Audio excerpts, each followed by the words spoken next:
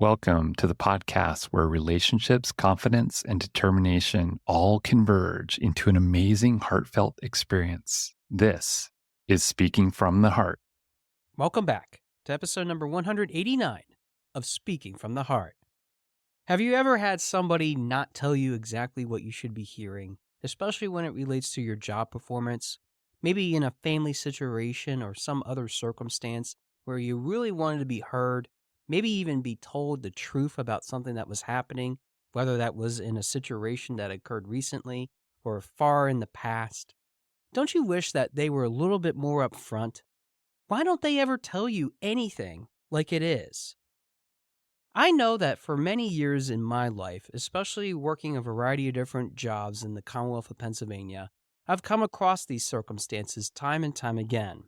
It's almost as if they are not willing to share everything that is on their minds, on their hearts, and not even trying to make any effort whatsoever, knowing that we need that information if we're going to be better, even if it relates to our job performance or even relates to things that we need to work on. Why are we not being told everything?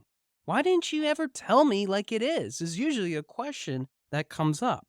So in today's episode, I want to break down a little bit of why the personal and professional aspects of our lives, getting that constructive feedback, not only could it be damaging, but if we don't say anything at all, imagine how much more damaging it could be if we're holding back, not telling it like it is, and then not trying to do anything about it whatsoever, especially when we see it happening over and over again, that repeated pattern. That take on the honesty is the best policy, which is a phrase that I've heard for many years growing up as a kid, has taken on a whole new dimension, especially in today's society. The fear of retribution, being sued, and even some of the most violent things that I've seen that are grotesque in nature might be some of the motivations as to why we hold back, why we're not capable of having these types of conversations anymore. But one of the basic premises to even diffuse some of that is not only by our upbringing or knowing when it's okay to say certain things at certain times and in certain environments, but it's to also know what is really happening, what is really diving into some of the things that have happened in our lives that might be some of the precursors as to why people don't want to say anything at all. It's a fearful exercise of trying to overcome and handle these difficult conversations, but yet have integrity, have motivation for us to keep on moving that trajectory forward in someone's life or even ourselves. We have to also know a little bit about their history. Have they reacted to such bad things that have been said to them in the past? How have they been able to take that kind of advice? And then trying to also understand what have they been able to accomplish? Are they going to get upset if they're pointed out again and again that they haven't done what they said they were going to do? All of these things can be essentially motivations as to why we don't want to give feedback, why we don't want to try to be a little bit more genuine, especially if the going gets tough. But I would argue that it's the way in which we approach it. Giving that constructive feedback, especially if we're holding it back for so long and we're not able to say anything because we're fearful of what that reaction is from somebody else, can be truly devastating. It can make the situation even worse. It might even erode your credibility or trust factor, if you will, especially if you're in a committed relationship on a personal level, or you have to work with them every day as a professional colleague. Relationships, something that I've talked about numerously on this show, are really the focal point of what we're talking about here today, because we need to also gain the second value of what I've always mentioned in this show, which is about confidence. The confidence of knowing that when we share those things, we're doing it with the right intentions, not the wrong motivations. And confidence doesn't come overnight. It means that we have to practice not only what we're going to say, but also how it's going to be reacted to that recipient, that person that is receiving it. I know for a long time in my life, especially as a kid that had many issues with social development, had to overcome some of those frustrations, some of those pain points when it came to receiving bad news. And I certainly did not know how to handle it very well because I wasn't shown very well how to handle those difficult situations. Not having all the information, though, according to at least some of the things that I have received as my individual education plan, or IEPs for short, usually would point to various things, such as making sure that they know what's going on. What is it that they actually need to learn? And then also setting a plan in motion and holding to that accountability factor, letting people know whether they are actually doing the work or not. Those are some of the things that we would expect from our teachers. But yet in real life, when there are no teachers and there's nobody stopping you, what is it that you should have learned growing up? What is it that you're supposed to rely on? So I'm hoping that today's episode also bridges this gap of these verbal and nonverbal cues and the integrity that we should have to uphold why we should let that person know, regardless of how tough it might be, to get that difficult conversation over and done with. One of the things that I have learned, especially when it comes to even my Toastmasters experience, is the way that you say it, the constructive feedback that we have to give somebody. The feedback isn't necessarily accusatory in nature, but it's supposed to be productive in a way in which that allows that individual to know what is exactly happening and trying to make sure that they can overcome those deficiencies in an adequate amount of time. I'm not talking about a performance improvement plan, which we've already covered a little bit on a previous episode. I'm actually talking about how we are able to see through that other person's lens why they would say what they're saying. So, as the recipient, when I receive that constructive feedback, I shouldn't take it personally. It's supposed to help me. It's supposed to show me what are some of the things that I can do to be better.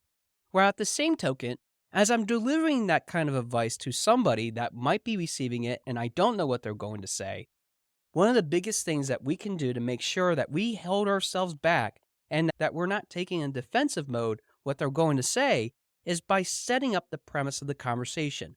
Why is it that we're actually meeting in the first place? Or why are we having this conversation right now, of all moments? We often forget about when constructive feedback occurs to actually set up the tone, the direction of what that conversation is supposed to be all about. That direction, that ability for us to see what's ahead or even what's behind us for that matter, can certainly create a different context, a different direction of the overall tone. And that tone is so important, especially if you are trying to make sure that that person knows exactly what is going on. Constructive feedback also doesn't have to be accusatory. It doesn't have to be an attack on somebody's individuality or what they actually did. When we learn how to talk to people in a humane manner, being able to tell it like it is becomes easier. It becomes more direct, but also at the same time isn't full of emotion, accusatory reactions, and other sort of stimuli that might hold us back of becoming better versions of who we are, thus resolving the problem that is brought up in the first place. So constructive feedback is the biggest thing, especially starting out, making sure that you understand both parties, that is, how to go about that conversation. But the next thing, the attention to nonverbal cues, is something that we, as we're speaking or even receiving, we need to be able to understand if that person is really being genuine or not. One of the biggest things as to why most information isn't completely communicated, even if we have it in our mind that we're going to communicate everything that we want to say, is because of the nonverbal cues that we see. If somebody flinches, holds onto their fist and clenches them, or even looks away, those are some signs that maybe they feel a little bit of discomfort, whether that's in an angry sort of situation or maybe they're just not happy that they have to sit through this. But that attention to the nonverbal cues, the way in which we actually interact with someone, can make such a big difference in not only achieving what we're supposed to be doing with this conversation, but also pivoting, making sure that we are learning that through that pivot, we can also address why that person feels the way that they do. And it happens in both ways. I could be, as someone receiving it, be frustrated. And that might be the most common tactic that you might see that people are going through. But on the other side of it, the person that is listening to what that person has to say has to be able to learn why it's important to pay attention and keep a straight face when it comes to delivering this critique. There shouldn't be any giggling. There shouldn't be any frustration. There shouldn't be any emotion. It has to be as objective as it possibly can, sticking to the facts. Nonverbal cues really do help with understanding whether that person is listening or appreciating what that person has to say, too. So it's a two-way street, making sure that each person pays attention to what those nonverbal aspects are. So that is number two, and why it might be sometimes hard to have these types of conversations. But the integrity, the reason in which we're sharing this important information can fundamentally change a corporation, a person's relationship with someone, or even the way in which we go about the rest of our lives. Because when we don't handle it correctly and we don't give them all the facts and they keep doing the wrong thing over and over again without clearly telling them why they're doing it wrong, that is where this conversation oftentimes messes up. It can be the number one thing because we're so worried about the retaliation, the things that might be said to us, or even other things that, especially in today's society, that we're worried about can create these issues in someone's life. Part of the problem that we have to face when it comes to having these conversations and even learning about why that person's never said anything to us in the first place is understanding why that trajectory changed. If we're able to get to the heart of why that fundamental change occurred, and we're able to communicate effectively why that change happened in the first place, we are able to then become better stewards. We're able to address the consequences of these types of conversations and have that feedback loop become more genuine, more attuned to what we actually want it to do, which is to help that other person and to help ourselves, for that matter, tell that person what is on our heart, what is on our mind. Building relationships and confidence, especially when it comes to these types of conversations, means that you have to have integrity. Lying to someone or not telling them everything that you need to tell them can be a surefire way of not only burning a bridge, especially when it comes to the corporate world or even the sales that you're trying to make, but also reflects on you when you don't share everything that you need to share, and that trust factor depreciates significantly. All these things, whether we're talking about how we deliver that constructive feedback, the nonverbal cues that we're presenting, or even the integrity that we have, can be all facets and can be all ways in which that might stunt our personal and professional growth if we're not able to handle each of these three things correctly. Now, there's obviously so much more to this topic, and I'm sure that you could point to many other critiques of what those kinds of situations are and that provide that kind of feedback, especially being genuine in nature. But it's not just about these three things, and it's not about what we're trying to do as the methodology. It's about the why factor. And as we wrap up today's episode, I want to explain to you why it's so important to discuss these types of things with an employee, with your partner, no matter how tough it might be. For many years of my life, especially not getting the diagnosis that I received with autism, it was a very lost process for me to try to navigate as to why I was feeling the way that I was feeling. Of course, medical science has come a long way, and this might not be the best of examples, but relate to the fact that what if you had the cure for cancer, and you're not willing to tell that person what that cure is, and you let them suffer for cancer for many years? Is that something that you ethically and morally can live with? Is this something that, as you see that person depreciate in their health and also don't feel very good at all in trying to do a number of different things in their life, will you continue to let them suffer? Will you let them hurt to the point that you finally just said, oh, wait, I had the cure for cancer. I just withheld it from you because I wanted you to suffer? Does that make you a better person? Now, although this example is quite extreme, I wish that I had some of the tools in my toolbox that I now have today, especially going through my autism diagnosis, going through my life situations that I have had for almost 5 years, getting to this trajectory, getting to this point where I feel a lot more confident about myself. But the problem was that no one ever told me like it is. And as a result of that, all those years, I could easily say to myself that they were wasted. Now, for my listeners, I know what you're going to say. You're going to tell me that, Josh, those years were not wasted. You've learned so much about yourself. You're so much of a better person. The gap between point A and point B could have been shortened significantly if we were able to have this conversation with complete information.